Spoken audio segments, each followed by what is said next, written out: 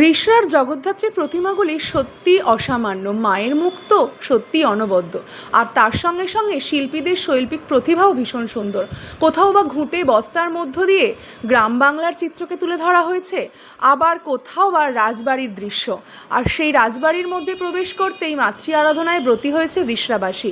মায়ের মুখ অপূর্ব, আবার কোথাও বা ছট পূজার রীতিকেও তুলে ধরা হয়েছে। তাই এক এক জায়গায় এক এক রকম করে প্যান্ডেল সজ্জা এবং দেবীর প্রদর্শিত মূর্তি অসামান্য অনবদ্য, যা প্রত্যেকটি দর্শকের মন কেড়ে নিয়েছে। ঋষরাবাসী এই কটা দিন সত্যি মাতৃ আরাধনায় অপূর্ব আস্বাদ পায়, আর আমরাও পেলাম। সত্যি মায়ের রূপ তো সত্যি অনবদ্য, তার সঙ্গে সঙ্গে শিল্পীদের জানাই কুর্নিশ, কারণ তাদের শৈল্পিক প্রতিভার গুণেই ঋষরা আজ জমজমাট। ছট পূজার রীতিকে যে এত সুন্দর করে তুলে ধরা যায় জগদ্ধাত্রী পূজার মাধ্যমে, সেটা শিল্পীদের শৈল্পিক প্রতিভার কাছে সত্যি সত্যি অনবদ্য তাদের শিল্পীর দক্ষতা। আবার লেলিন মাঠ, যেখানে আছে বিশাল বড় মাঠ, যার চারিদিকে বিভিন্ন মেলা বসেছে, আর মাঝখানে মাতৃ আরাধনায় ব্রতী হয়েছি ঋষরাবাসীর প্রত্যেকে। মায়ের মুখ ভীষণ সুন্দর, অসামান্য। মায়ের দিকে তাকালে যে ফেরাতে ইচ্ছাই করছে না মুখকে। মাকে দেখে মন যে ভরে যাচ্ছে বারবার বারংবার, মাগো তুমি ফিরে এসো। আবার কোথাও বা মোহনাকে এখানে ফুটিয়ে তোলা হয়েছে। কিভাবে জেলেদের জীবন কাটে এবং সমুদ্রে গিয়ে তারা যে কখনো কখনো সেখানেই রয়ে যায়, তাদের জীবন সমাপ্তি সেখানেই ঘটে, তাদের যে কঠোর এবং কঠিন জীবন সংগ্রাম, সেই মোহনার জীবনচিত্রকেও তুলে ধরা হয়েছে। তাই মোহনায় মা এসেছেন। এখানকার থিম সত্যিই অনবদ্য।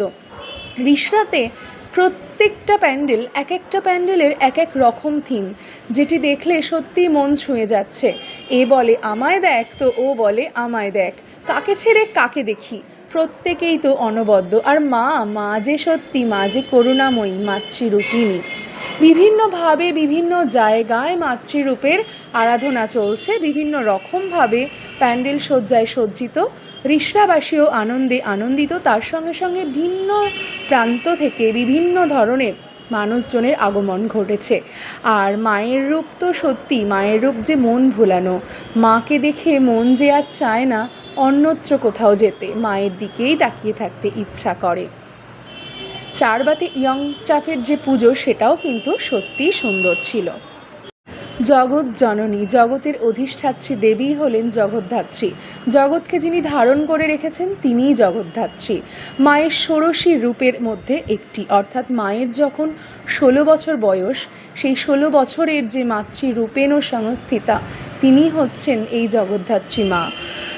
মায়ের যে সত্যি এত সুন্দর রূপ প্রতিভা, যা মনকে ছুঁয়ে যাচ্ছে। আবার কোথাও বা কৃষ্ণের বিভিন্ন অবতারকে তুলে ধরা হয়েছে, কোথাও পরশুরাম, কোথাও বিষ্ণু, কোথাও বা বিভিন্ন রকমভাবে বিভিন্ন রকম অবতার। তার অবতারের মধ্য দিয়ে কল্কি অবতার, বরাহ অবতার, বিভিন্ন অবতারের মধ্য দিয়ে তুলে ধরা হয়েছে মায়ের মাতৃ আরাধনাকে। তাই একাধারে যেমন মণ্ডপ সজ্জা, অন্য ধারে মায়ের মাতৃরূপ, সত্যিই মন ছুঁয়ে যায়।